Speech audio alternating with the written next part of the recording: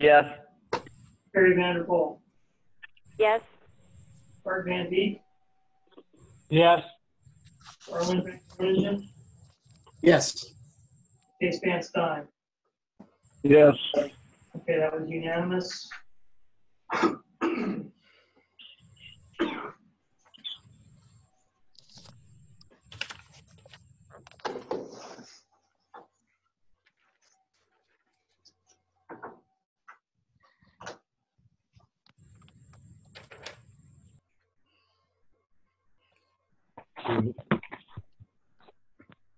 Moving on, you want to take over on this, Don, CDFA, the implemented program? Sure. All right, so next item on the agenda is the department update. Item 5, there's 2 sub-items on there. The first item is enforcement update. So the department has been trying to collect some monies that are due under the program that is subject to a lawsuit right now. So I'm going to be very limited in what I say on that. But sufficient to say that we are working with the Attorney General's office. It is in the court system and trying to collect those monies. Overall, there are very few delinquencies. The one issue that's part of a lawsuit now is by far the largest amount that has not been paid. I think actually that's about all I will say on that issue, just given the sensitive nature of the lawsuit and those proceedings going on. Any questions from board members on that issue? Okay. Can you speak to how much is has not been collected, and does that have an influence on the cash on hand and receivables? So sure, every dollar that's not collected increases our receivables, decreases our cash on hand. And so to the extent that there's monies not collected, that does speed up the need to collect additional revenues to make the payout out of the program. We had lowered the assessment rate quite a bit last year so that we could, we had more money sitting in reserve than we wanted or needed. So you'll recall we reduced that rate down to about 32 cents to get rid of that additional cash, get it out to the industry rather than us sitting on it. And so we're at a point now where we have gone through that revenue that we have on hand. If all of the receivables were out of receivables in cash on hand, that may delay the need for an assessment increase by a month. But long term, the current assessment rate is not sustainable.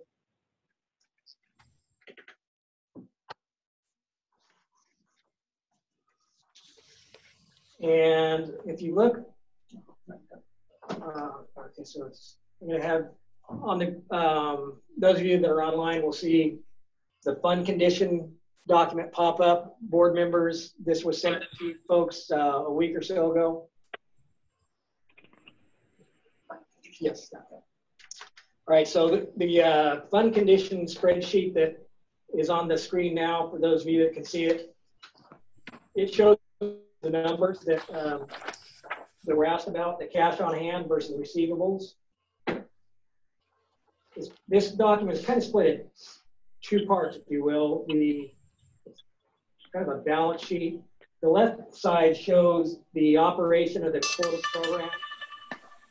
It shows the first column on the left, the amount of assessments that we billed. Second column is the amount of RQAs that we collected. Third column, any adjustments that we made after the fact. Fourth column is the payout to producers, and that payout is at the full $1.70. The fifth column shows the net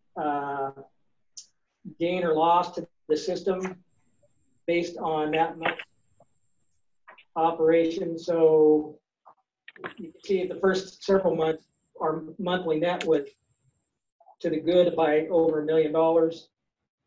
And then in September, after we reduced the assessment rate, that monthly net was a negative. And then the sixth column is the running total, the total monies in versus monies out over the entire operation of the QUIC program. And so if you go to the very bottom cell in that sixth column, you'll see that to date we have billed $646,885.54 more than we have paid out. So that 646, that's the billed amount. That's not necessarily our collections. If you go over to the right-hand section of this document where there's a heading called combined, you'll see cash on hand. And then next to that is a column headed receivables. That's $646,000 that I mentioned is our running total on the March of 2020. Of that 646, some of that is going to be over in the receivables. The receivables are $2.3 million as of March. Our cash on hand as of March was $3,764,986. So our total balance, fund balance, which includes again cash on hand and receivables, was $6 million. So when you look at that $6 million, it looks like the fund is in pretty good shape. But when you look at strictly the cash flow, there's a separate spreadsheet. Bring that up. There we go. So this cash flow spreadsheet, this is estimating the cash flow for the next few months. The top row shows the actual cash flow for the month of April. And then I estimated the cash flow for May, June, July, August. And in estimating that cash flow on the receipts, I used the average of most recent 6 months of activity. The checks issued, I used the most recent 6 months as well, and I weighted those based on days per month. The days in month obviously have an influence on how much gets paid out of the program. And so as we went into May, we had $3,764,986 cash on hand. Assuming that we collected $820,000 of that during the month of May, and then we pay out $1.8 million, $1,869,260 in the month of May to handlers to then forward on to other producers as part of the $1.70. That's going to reduce our cash at the end of May down to $2.7 million. And then if you follow that same process, by the end of June, our cash on hand will decrease again. It'll drop to 1.6. Middle of July, we do the full calculation. Middle of July, we would have $550,000 cash on hand. And then in August, we wouldn't have sufficient cash on hand to make the August payout. So again, those are our estimates based on historical in and out. One unknown for us at this point is how much of a decrease we're going to see in receipts or billables because of the amount of milk that was dumped during the month of April, and if there's any in May or June. But we know there was a pretty significant volume of milk dumped in April, and so that's going to have an impact on our billables for April, which would then be billed in May, collected in June. And so it could lower the amount of cash on hand that we have in June and July. So again, when we lowered the rate back in September, we knew we were going to have to come back and make an adjustment later. Once we had paid down, we paid that out or reduced that fund balance and cash on hand a few months earlier than anticipated. But here we are at a point where we need to bump that up or we will run out of cash.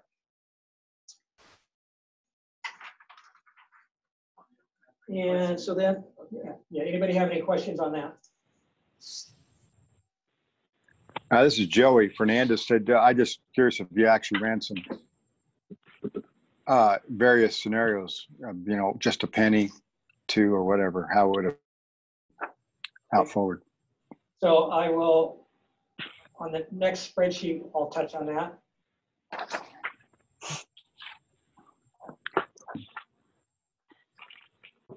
Any other questions?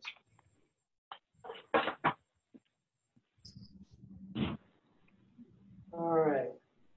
So the next spreadsheet shows the amount of monies needed, or what the rate would have needed to have been to have had the payout equal the pay in. And so the first two columns show what the rate would have needed to have been on a 1 month snapshot. And I calculated that on a price per pound of solids and a rate per hundredweight, assuming 8.7% solids not fat. The next two columns, 6 month average, and the final two columns, 12-month average. So if you look at the individual monthly balances or rates that would have been needed, you can see quite a fluctuation. In June, the solids test is down, the milk volume is down. You would have needed a rate of 37 cents. August was the highest month, 37.6 cents per hundredweight. We would have needed to collect market milk to finance the $1.70 payout.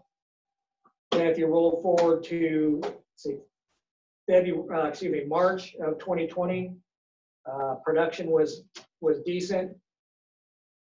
Component tests are higher, and since we collect this rate or this assessment on a per pound of solids not fat, those increased component tests, they influence this calculation as well. So we went from needing 37.6 cents in August to March, where we would have only needed to collect 33.5 cents per hundredweight to fund that $1.70 payout.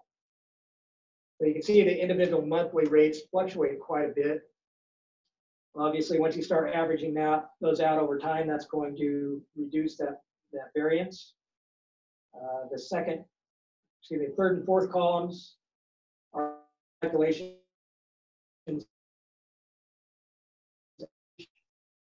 And so June, for example, the average of the first 6 months of 2019, we would have to collect 35 cents a hundredweight.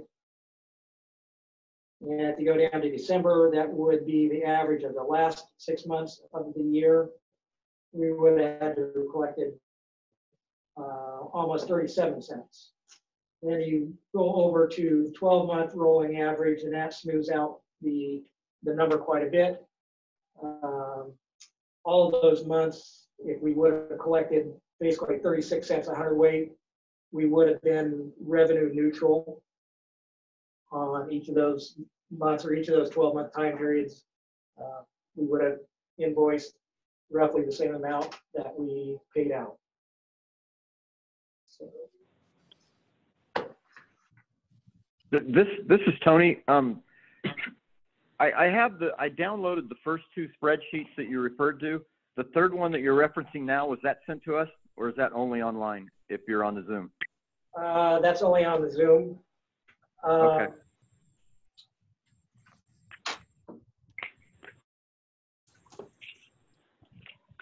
Are you on the Zoom or are you on the phone, Tony?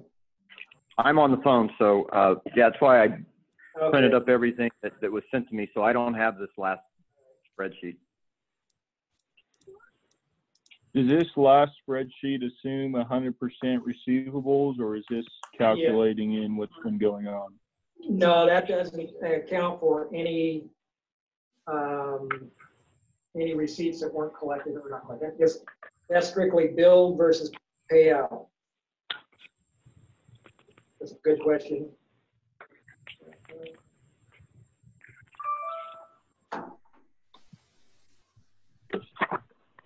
This is Rob Vandenheuvel. Is there an opportunity for the public to ask any questions? And just let me know when that's appropriate. Any item that the board is going to take action on, the public will be given an opportunity to make a comment before the board takes a vote. And then you can type the question in to us. I'm sorry. In the chat.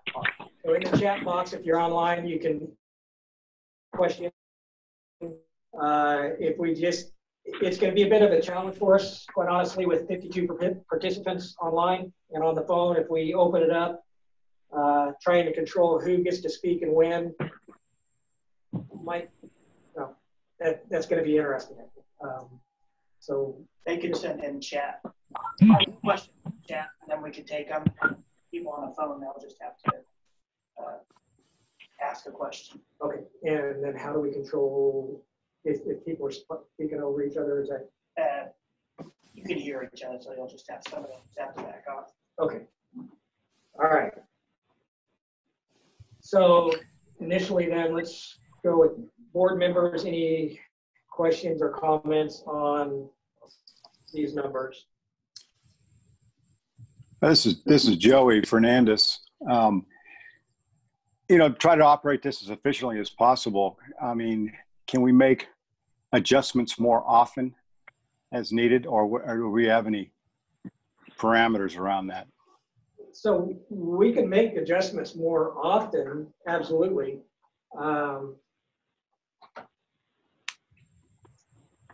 It becomes a challenge.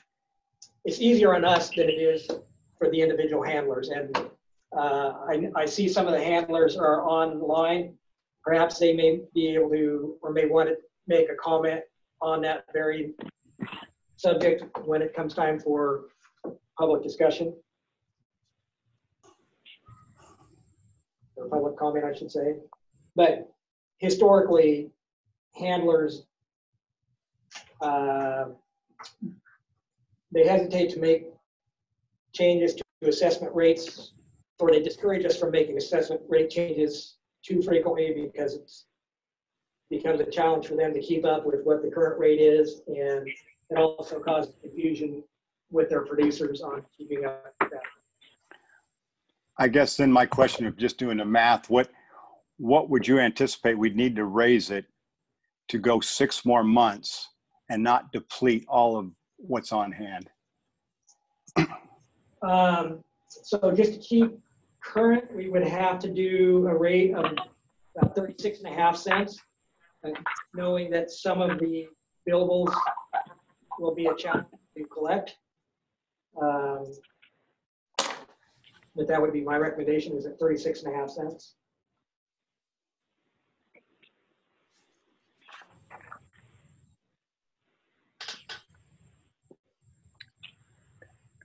Can you put that graph back up, or I don't see it?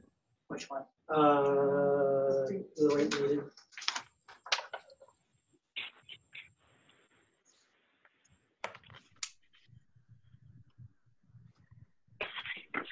So at 36.5 cents, especially if we're willing to come back and revisit it in 6 months, we can fine tune that number a little bit and drop it back down if we need to. Again, given a couple things. One is not knowing the volume of milk dumped in April, and then as we head into the summer months with production and component cost dropping, that's going to reduce the billables. Don, this is Craig. Hey, Craig. if we're headed into June, July, and August, where you've got 37 cents, 37.63, 37, wouldn't we be better off around 38 going into that? We're going to have less milk, obviously, and we already last year have been 37 cents. You think 36 is safe? We'd be back in here in another 2 months, I would think, talking about it. So when we had the rate up at, we were around 38 cents when we started. We were billing over $1 million more per month than we were paying out. And I don't think anybody wants that. I'm pretty sure that each of you, given the financial condition of the industry right now, you would rather have every dollar you could have in your account rather than having it sitting in our account.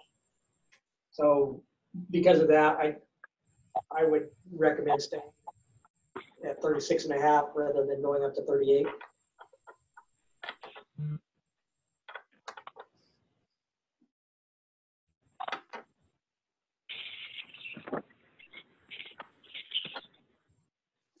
And this is Joey again, Don. That 36.5 is to be revenue neutral, not knowing some of the circumstances, but at the same time we have that's not, you have the cushion with what we have on hand, right? We have a little bit of a cushion, but again, that cushion could evaporate given reduced volume, reduced production.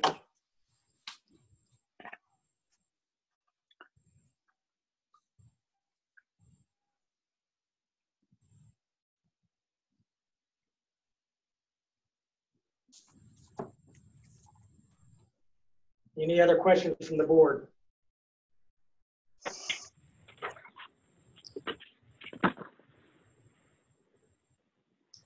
Do you need a motion, Don, to get that on the table or not? Yeah, hang on a second. So we want the, It's Will Day. I just got one more question. All the funds that are collected for the, they go strictly to the payout. Is that correct? that's correct. Don, I'd like to make a motion whenever you get a chance.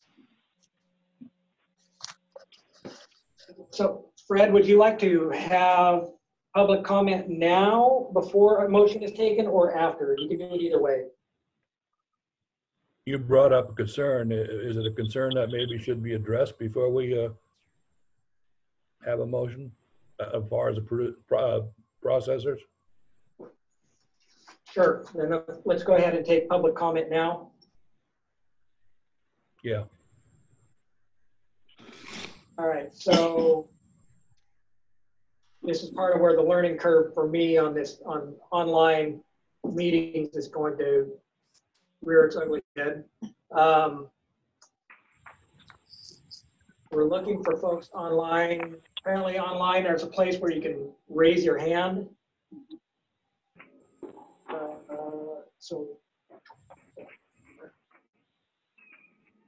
Problem again?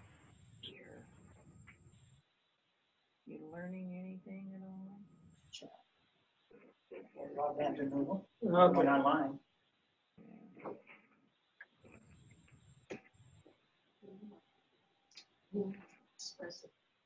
So Rob, you had raised a question there. Would you like to make a comment? Yeah, I put it in the chat per the direction, but basically I was just looking at the fund condition and monthly activity, and I noticed you know, we got that equalization balance, the 5.5 million, which is steady throughout the period. My understanding was that was leftover funds from the old California pooling system that was now available in this system.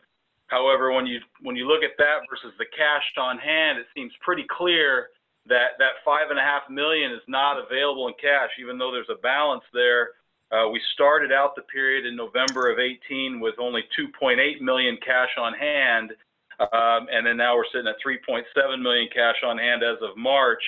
And so my question is, are there still receivables? Well, I guess my first question is, was my assumption correct that that was left over from the pooling system? Or am I misunderstanding that? And then if it is left over, are there still receivables that make it that 5.5 million is not available in cash?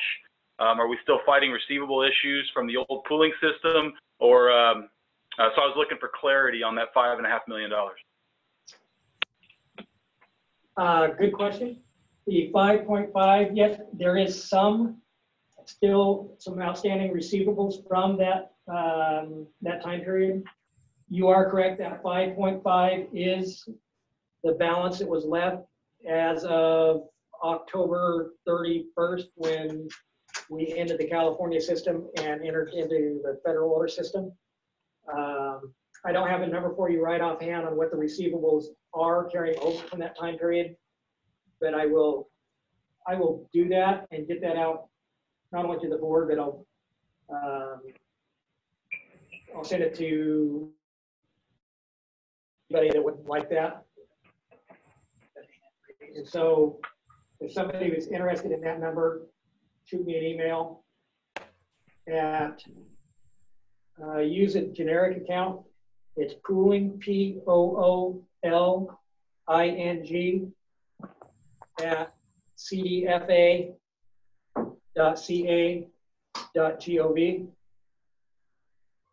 Question.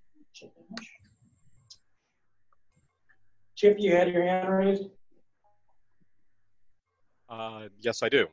Okay. Thank you very much. My name is Chip English. I think many of you know me, but just in case, I'm an attorney with the law firm of Davis Wright Tremaine, and I represent Stop Quip. And I'd like to be heard at the moment on behalf of Stop Quip. As you're having this conversation, I believe I'm concerned for Stop Quip that the board itself is not representative of how quota and non-quota is distributed in the California dairy industry. That becomes even more complex because Craig Gordon received a written communication from the Political Fair Practice Commission last year about conflicts of interest. And finally, you're being asked to raise the rate on a program that is being legally challenged. Stop Quip maintains that there is no such thing as the quip. It's not legal, and thus you cannot raise the rate legally.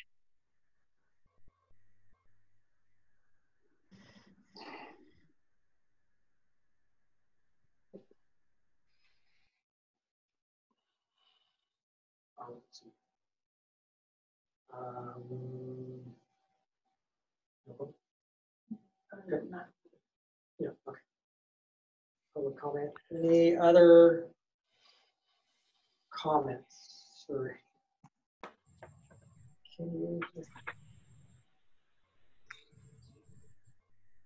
okay, so if anybody's looking for where you raise your hand, it's under reactions, which means nothing to me, but if you're online and looking at your monitor, hopefully that means something. Anybody else out there listening would like to make a comment? Yeah, Don, under our current rules, we have the ability to raise the rate, even though I don't like to raise the rate anymore than we have to. But that's what we're operating under. And for those of you that are listening in, that's Fred Dalma speaking.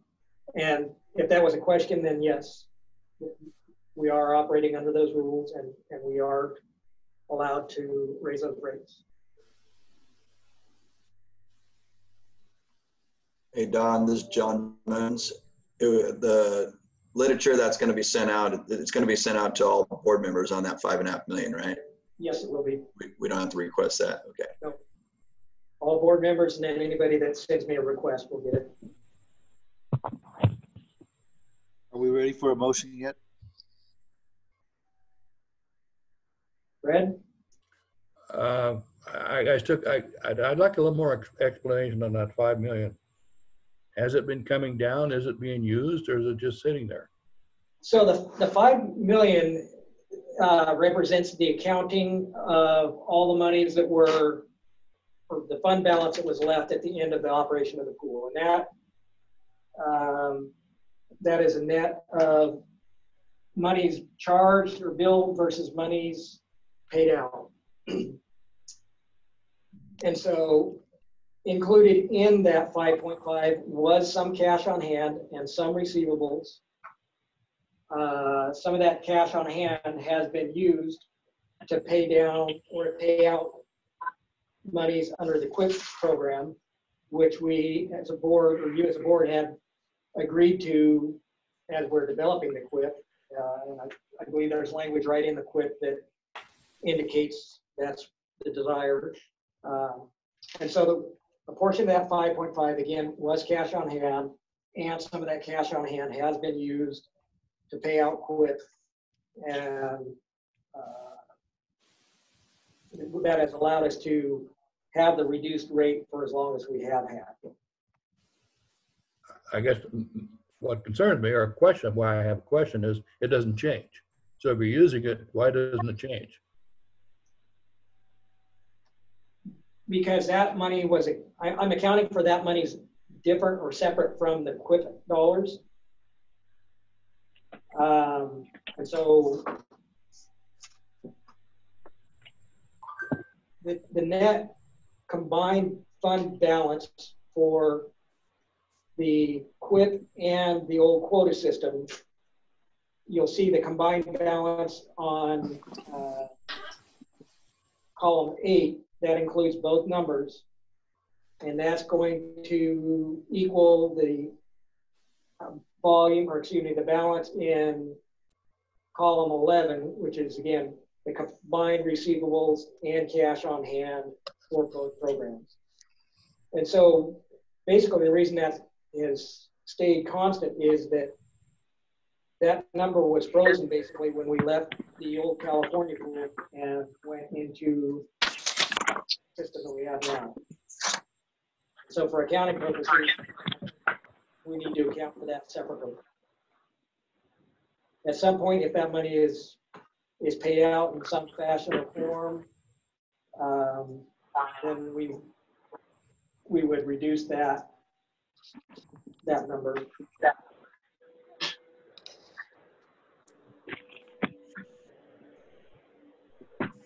This is Joey Fernandez. So and I looking at that and how you just explain it. If we didn't raise the assessment, you had that second estimated planned cash flow going from April through August. It shows us, depleting it by August. To do that, is that taking into account depleting that 5.5 at the same time?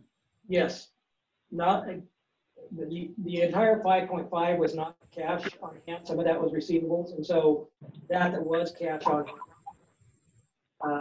If we didn't, that was cash on hand is included in that cash flow estimate that is shown April through August. So I guess my next question, of that 5.5 million, how much of it is cash on hand? And that's the number that I'll get to you when I send that number out. Oh, okay, that's right. I'm sorry. Don, would that affect a motion that we would make, that number?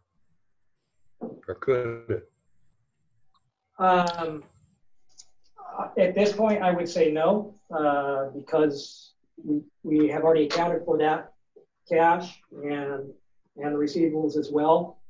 And so moving forward, in order to maintain that cash flow and have the cash on hand that we need, we would have to bump up to at least that, the number that I threw out a bit ago.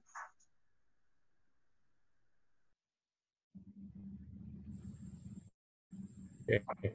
Any other questions? Otherwise, the motion would be in order. Mr. Chairman, can I make that motion now? Yes. Due to the coronavirus and the loss of value in milk, I'd like to make a motion to recommend to Secretary Ross to suspend the QUIP assessments for a year and give the dairymen in this state some relief. And this is Craig Gordon talking. Yes. This is Ted DeGroat. I'll second.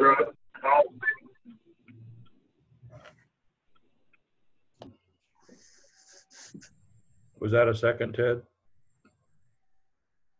Yes, sorry. Ted, I seconded that motion. I'm sorry. So, Craig, your recommendation was to, your motion was to make a recommendation that the Secretary that she suspend the quick assessments and payout for 1 year due to COVID. That's correct.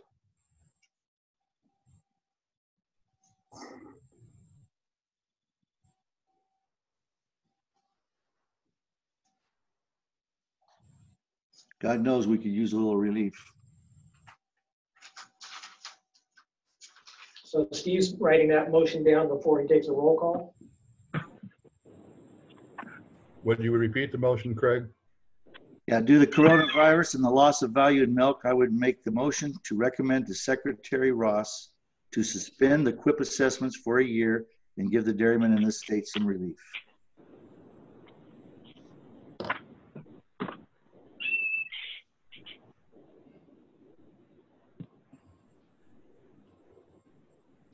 A discussion on that motion?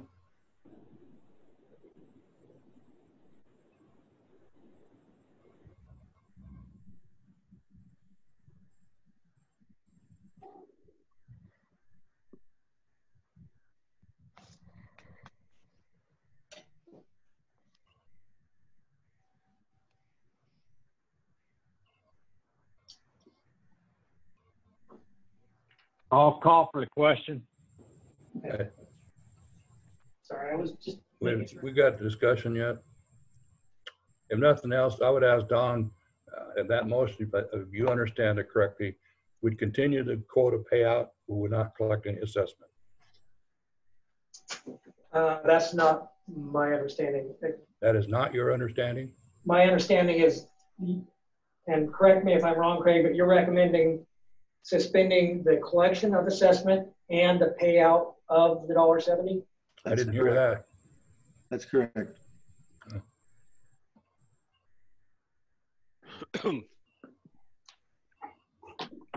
Was that helpful, Fred?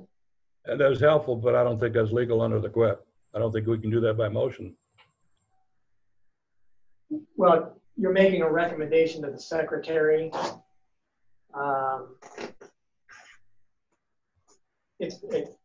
It's up to you as a board, I guess. You can make a recommendation and then the secretary can do with it what she can't do what she wants with it, but within the law and the rule, you can accept that recommendation. John, what is your recommended assessment level? Is it 36.5? Yes.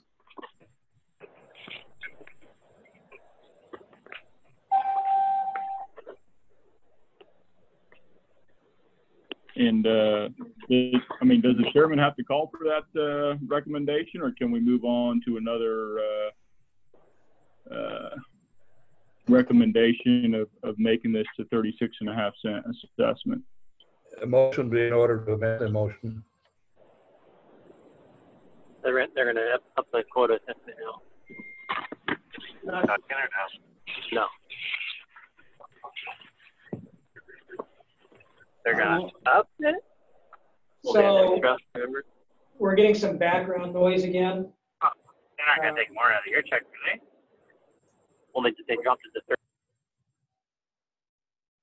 All right, so we've muted everybody again because background noise, sidebar conversations taking place. At this point, 38. Everyone's all pissed off. Number right there. Whoever that number is right there. Okay, so somebody number ending in 2239, you're having sidebar conversation that is interrupting the meeting. So we've got everybody on mute for a minute.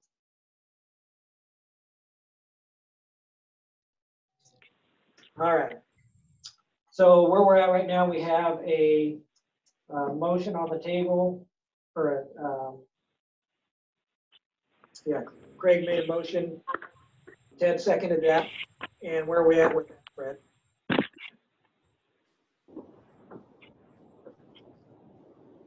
I'd like to have a different motion of 36.5 cents based on Don's recommendation. Right now, we got a motion on the floor, don't we, Fred? We do, but we can, that motion can be an amendment to the motion on the floor. I'm not accepting the amendment. Pardon? I won't accept the amendment. So that was Craig that was responding to Fred. So do you want to take a roll call vote on Craig's motion and see if it passes, and if not, accept another motion?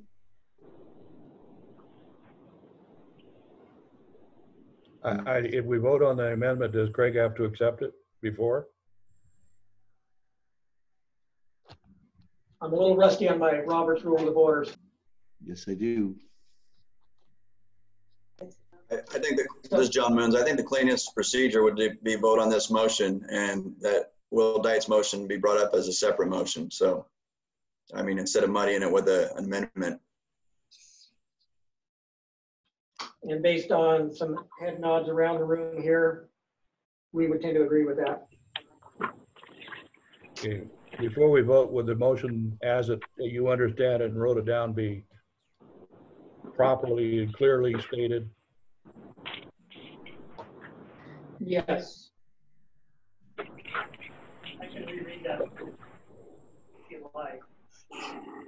Due to the COVID-19 coronavirus and loss of value of milk, recommends the Secretary Ross to suspend the assessment rate, suspend payout for dairy producer relief.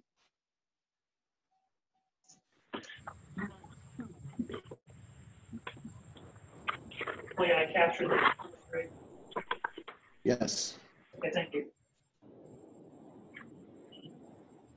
So Fred, do you want us to take a roll call vote on that? I guess we don't have a choice. Fred, this is Ari. You actually do have a choice. You can table that motion. You don't have to vote on that motion. We need a motion to table. Okay, I make a motion that you table that, because that's not what we're here for. Is there a support for that table? Support. Who supported that? We get that on record? Will Dyke. Will Dyke.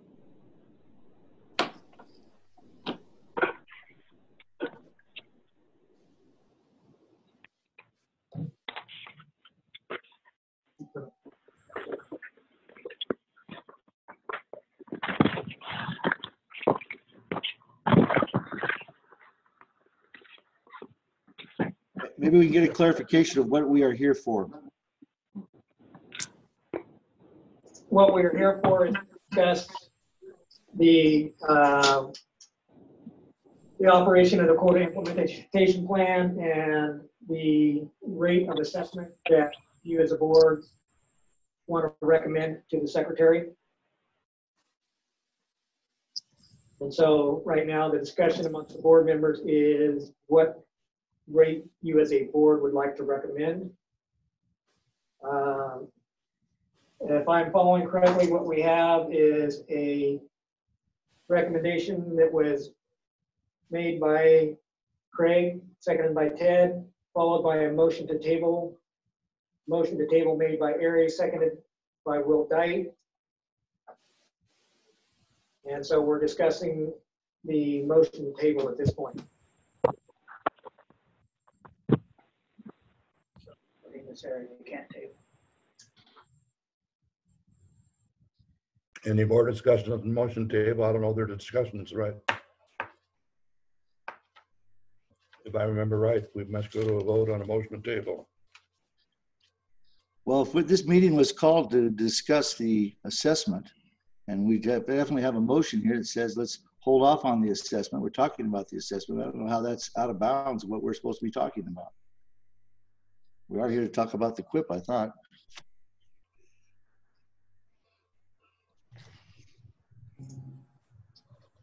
So we're getting some input from somebody more versed in Robert's Rules and Order than myself, which is not that difficult, being told that you cannot table the motion. And so probably the cleanest way would be to take a roll call vote on the motion as it was presented and seconded. And based on that roll call vote, move forward from that point. Don, what's the point of procedure? What's the reasoning on not being able to table a motion? I'm just curious. From my recollection back to my days of reading Robert's Rules of Order once in a while, the motion to table does not require a second. It ends discussion and requires a vote right then and there. If it passes, the motion, the issue is gone. If it doesn't pass, you continue on with the meeting. But I will defer to somebody that has Robert's Rules of Order in front of them. All right. The chair would agree with the last statement on the vote motion table. But so if I might bring this up, the motion to table on a motion is to come back at it at a later date. But the motion to kill a motion, if the motion is moved and passed, the chance of that motion being reintroduced by a person in the affirmative is the only way it can be reintroduced. So motion to table is to bring it up later. Am I right or wrong in that?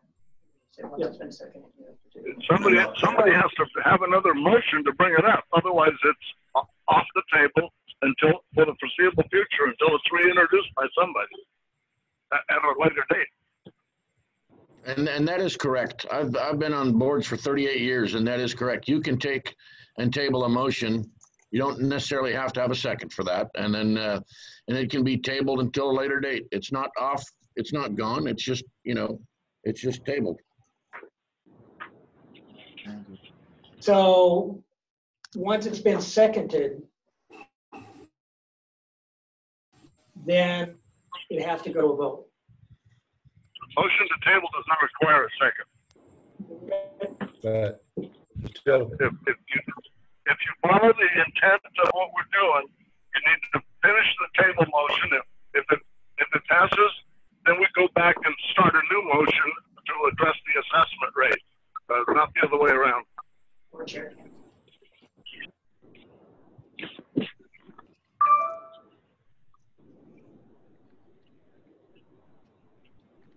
do we not still need to vote on the table? I'll agree with the second, but do we need a vote to table? So based on input. Yes, you do. Yes. Yes, I remember that the motion to table goes immediately to a vote. It ends discussion and goes to a vote. Whatever the outcome of the vote is, that's the future.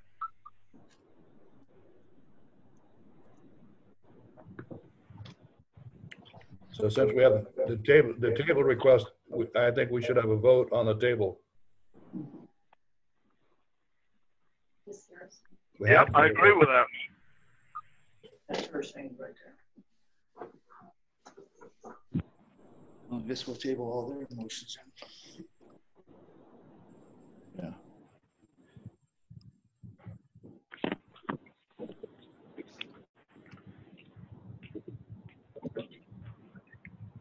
What are we doing now?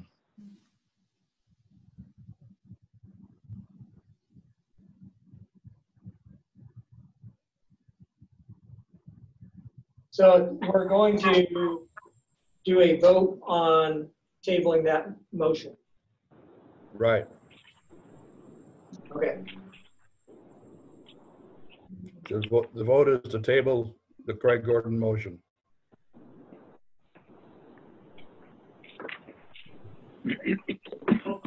This is Tony. Before you call roll call, could we just go table? Can you explain exactly what tabling is again, please? We're voting to do what now? You're voting. There's a motion, as I hear it, as I listen to it, with a different intent of what the agenda item required, and somebody made a motion to table that issue. And once that's made, you have to vote on whether it's tabled or not. If the vote is not to table it, then you can keep going. But if the vote outcome majority says table it, that's the end of it. You go on to the agenda. Go back to the agenda.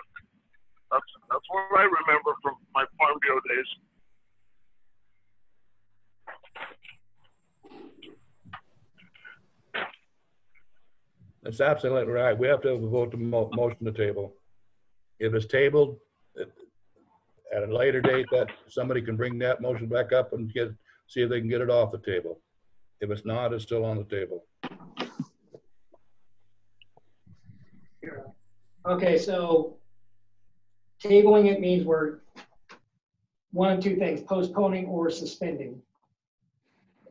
And then we go back to the agenda. We're suspending until it's off, until it is brought back up to the table. Okay.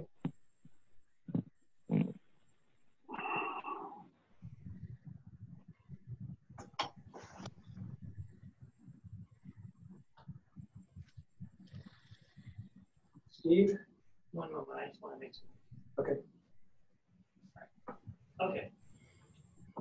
Motion to table, prior motion. Charles All. Must be seconded. It was motioned by Ari DeYoung, seconded by William Dyke. Jared Bordessa. Yes. Ted DeGrove. No. Ari DeYoung.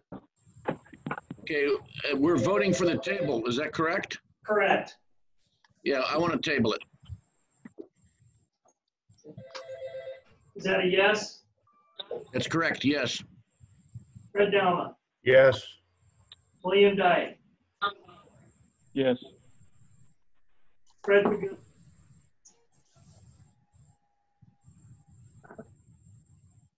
Fagundes.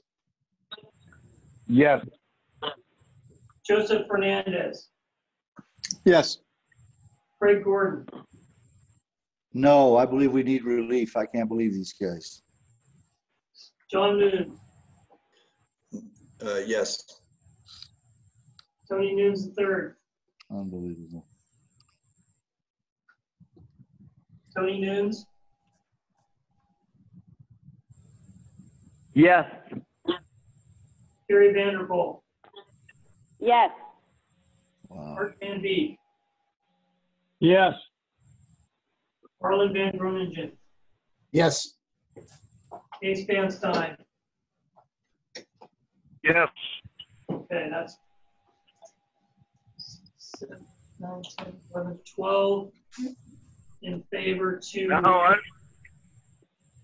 once this discussion is over, I'd like to make a motion that we adjust the assessment to the 60, whatever you, 66 cents or 60, No. what was it?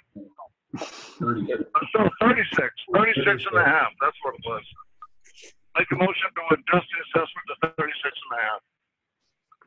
I'll second that, Ari. I move to table it.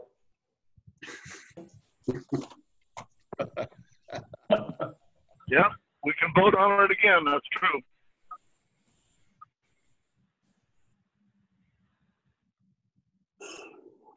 Through the roll call. And the motion to table has passed. So the motion is tabled. And then I hear Case making a motion to recommend the 36.5 cents.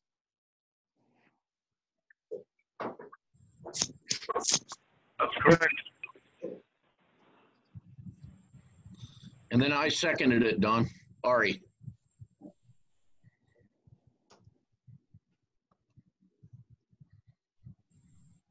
Fred, back to you.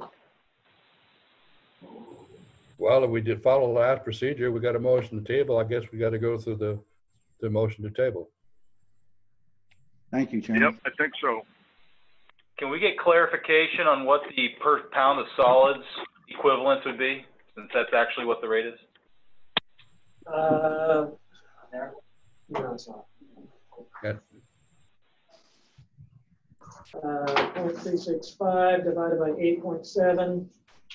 It would be 4.196 cents per pound of solids not fat.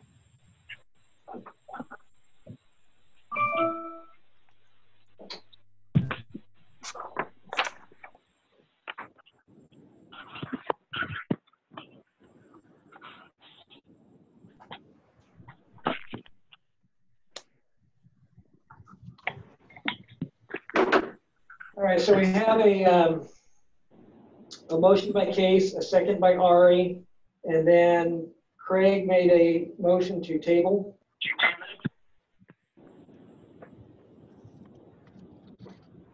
That's correct. Okay. Fred? You calling roll or you're asking me a question? I was putting it back in your court direction. Where do you want to go from here? Well, I guess we should have a roll call vote on that table. Well, before you do that, I think you'd need a second on that before you could do that. I think that's all I'm asking. You don't need a second on the table. Motion to table does not require a second, according to my recollection. Okay. Okay, I'm fine with that.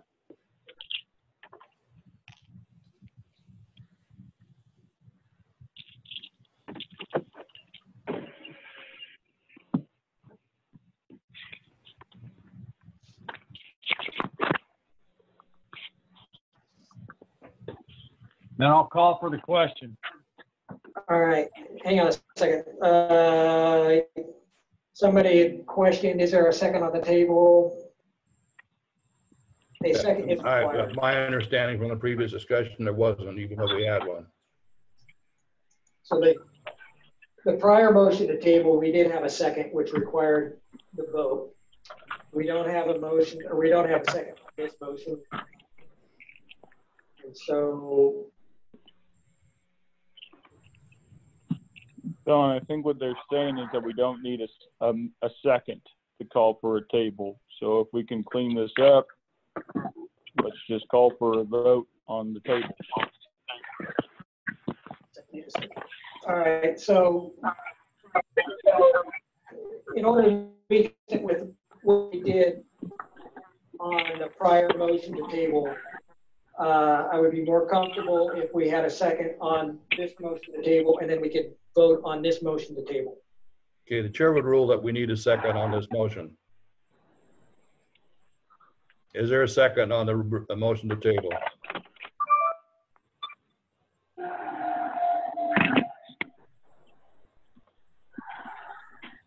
Hearing none.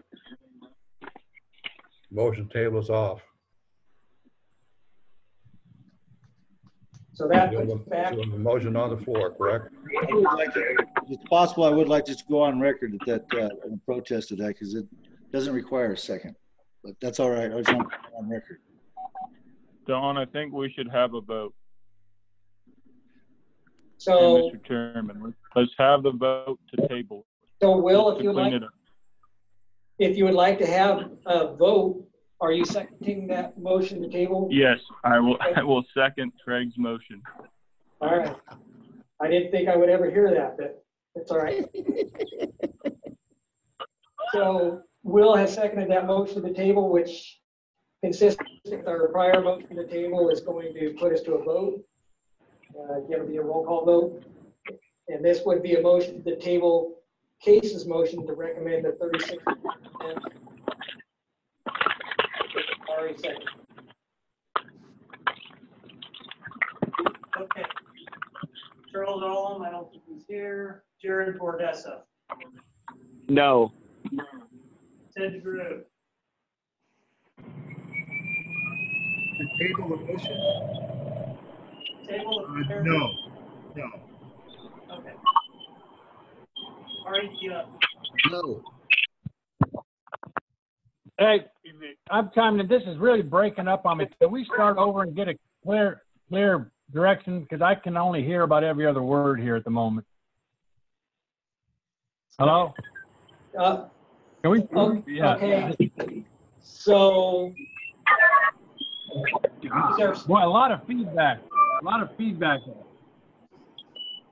All right. So, folks, anybody that's out there on your phone that's not a board member, if you could mute your phones, that would be great. We're getting a lot of feedback that is again, quite disruptive and makes. Okay, even you board members, if you could mute your phones as well.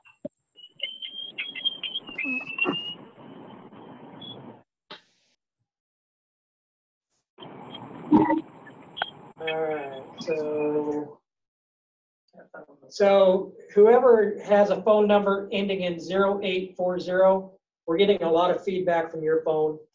So we muted you until, see that, I think that, I know that's a board member. It's one of two board members. Yeah. All right. That's because I have my hand. So you have everybody, just that one person muted. Okay, just leave that one on mute for now. All right. So I'm sorry, somebody had asked, can we start over so we have a clear understanding of where we're at? Yeah, that was me. I was Art Van Beek. I couldn't hear what was going on, but if you could read the motion clearly and then let's start over. The motion was to table the recommendation to accept a rate of 36.5 cents per hundredweight. Was made by Case, seconded by Ari. And that motion to table was made by Craig and seconded by William Dyke. And so to clarify, as we do this roll call vote, if you vote no, or if the vote is taken and the vote is no, then we go back to the motion on the table, which is 36.5 cents, and we would be able to vote on that motion after the motion to table. That's correct. Does that clarify it for you, Art? Yes, it does. Thank you. You're welcome. Thank you. Okay, are we ready for the roll call vote? Yes. Okay. Charles Allen, not here. Jared Bordessa. No. Ted DeGroot. No. Ari Young. No. Fred Dalma. No. William Dyke. No. Fred Fagundes. No. Joseph Hernandez. No. Craig Gordon. Yes. Nunes. No. Tony Nunes III. No. Barry Vanderpool. No. Art Van Beek. No. Harlan Van Groningen. No. Case Van Stein. No. All quota boys. 13-1, or 1 yes, 13 no's. That's why we gotta change the composition of the board. It's a joke. So we have a, Now I call for the question on the original motion. And that's Case. Yes.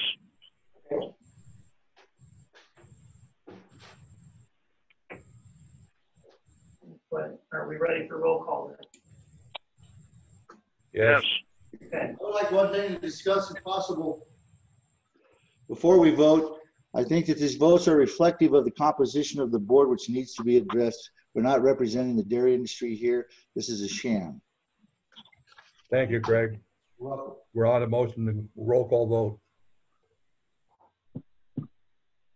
Charles Allen, not here. Jared Bordessa. Yeah. Ted DeGroot. No. Ari Young. Yes. Fred Dalma. Yes. William Dyke. Yes. Fred Fagundes. Yes. Joseph Fernandez. Yes. Craig Gordon. Absolutely no. John Moons. Yes. Tony Nunes III. Yes. Barry Vanderpool. Yes. Art Van Beek. Yes. Harlan Van Groningen. Yes. Case Van Stein. Yes.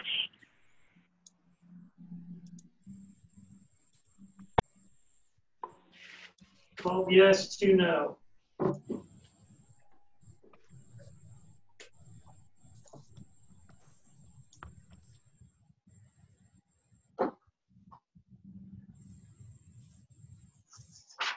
Everybody's muted.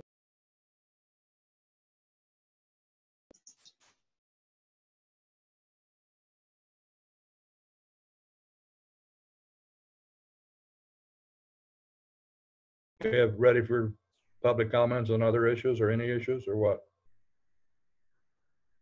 I'm ready.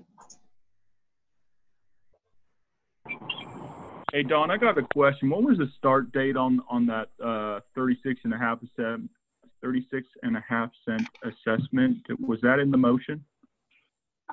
It was not, and that's a very good catch. In order for that to be effective or in place to address the cash flow issue, we would need that to be effective with milk produced June 1 and after.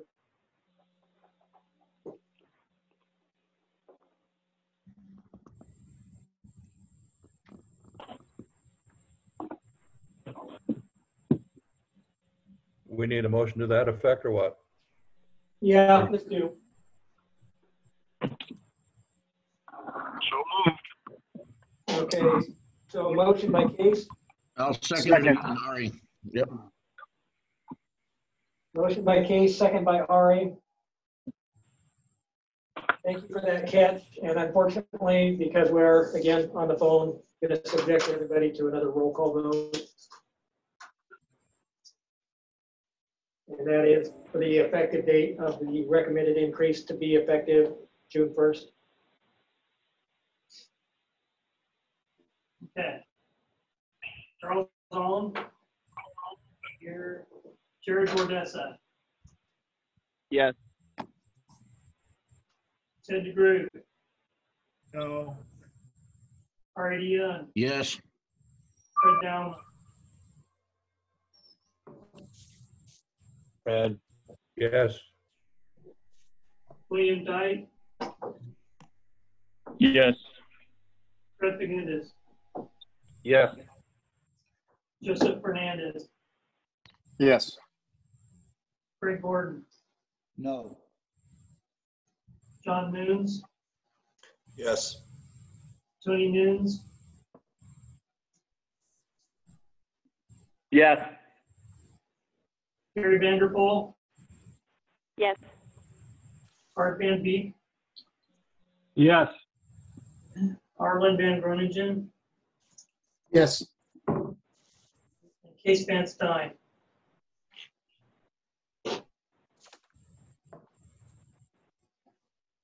Case Van Stein.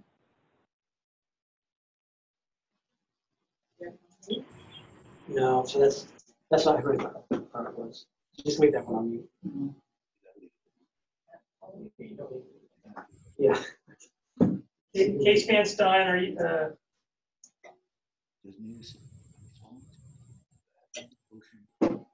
he must have dropped off. We have one.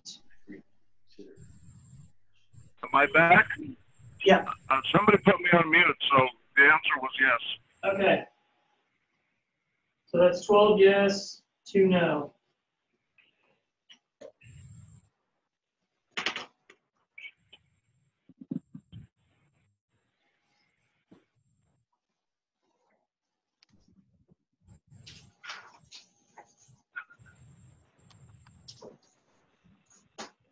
I think that's supposed to be 13 yes and 2 no. We don't have all 15 present, do we? No. No, Chuck Ollum's not here, so that would be, what was your count? I have 12 yes, 2 no. 12 yes, 2 no. So 14. Okay.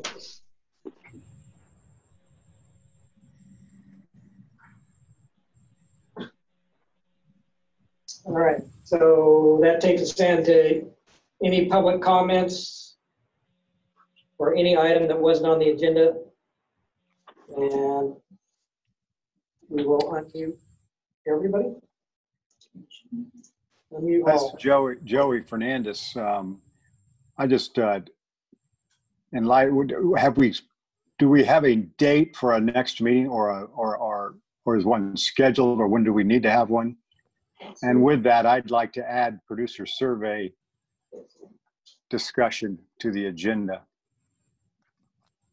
So your first question, next meeting date, that is item number 7 on the agenda. And I missed your second question.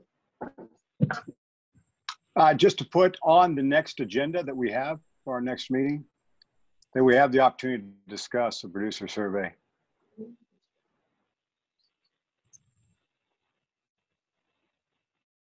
Okay, any other comments? Yeah, if you're going to do the agenda items, I'd like to put on there the item of the composition of the PRB board. Also, I wanted to discuss the signing of an affidavit to get the same exemption as grade B shippers on the, till the lawsuits are concluded, put in a temporary stop order.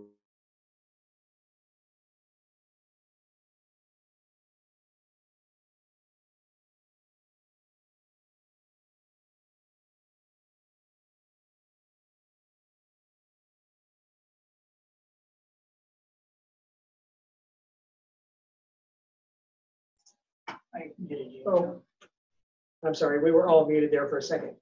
So if the board can hold off on their comments until after the public has had an opportunity to make comments, we can discuss some of these other issues after the public comment, and that would be appropriate in the next meeting portion.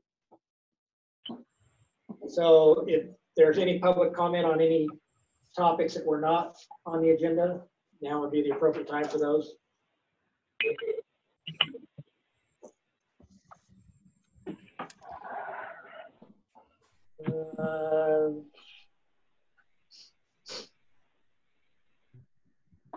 Not seeing any coming in.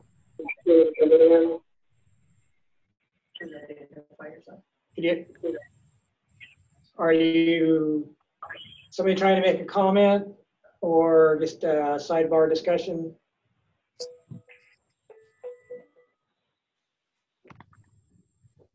All right. Not seeing anybody typing in and not hearing anybody chime in. So I would say we are done with the public comment section. Fred? Moving on then, next meeting. So the next meeting, we need to do a preliminary date.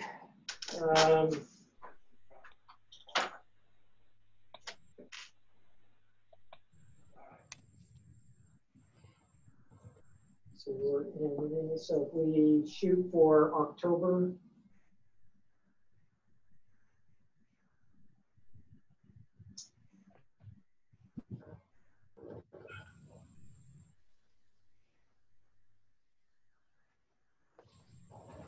All right, so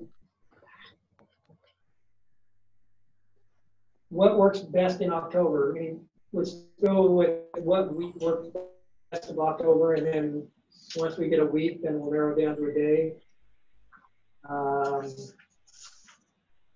What about the week of the 12th to the 16th?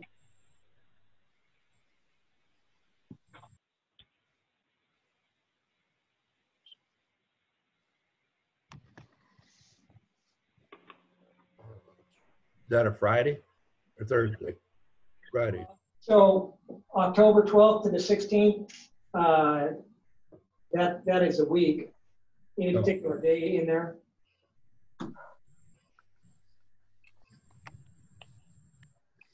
Let's try for a Wednesday. Okay. Wednesday the 14th?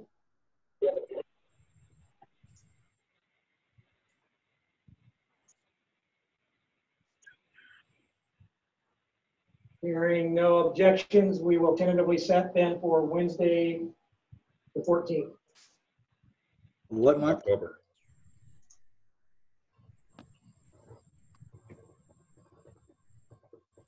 Okay, hang on. October 12th is a holiday likely. Oh, good point. Like the rest of the world does, yeah, honestly.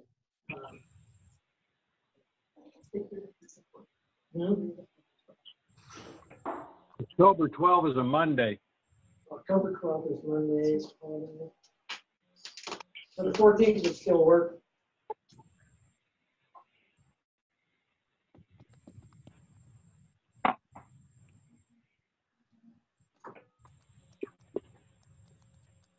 All right. So again, no objections to Wednesday the 14th. We'll tentatively set the 14th for our next PRB meeting. I don't need to cause a problem here, but I do object on the record, and I'll get back with you at an earlier date, but not today. Okay. Well, there's nothing that prohibits us from being able to have a meeting on an earlier date if we need one. Right. I understand. Thank Okay. you.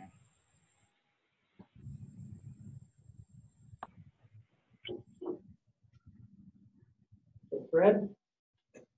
That's all on the agenda? Yep. Anything else? Meeting adjourned? Hold on a second, Fred. We were talking about future items on the agenda. That's up to the chairman and the staff to work that out, but people can send in suggestions to the staff or the chairman at any time they want to add things to the agenda. Understand. That's my recollection. Yeah. Okay. Thank you, Case. So those of you that have made mention of wanting to have some items added to the agenda, if you would work with Fred, and Fred and I can discuss that before the next meeting. Okay.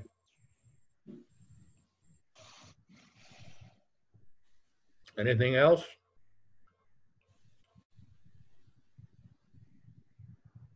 We need a motion to adjourn? No, I think Move to adjourn. Move to adjourn. Supported. Meeting adjourned. Go. Thank you.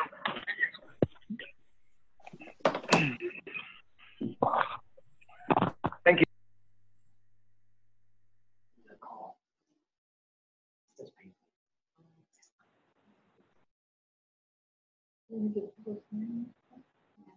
I want to look at the weather with that. I need to look at this. My students, they can pick this up.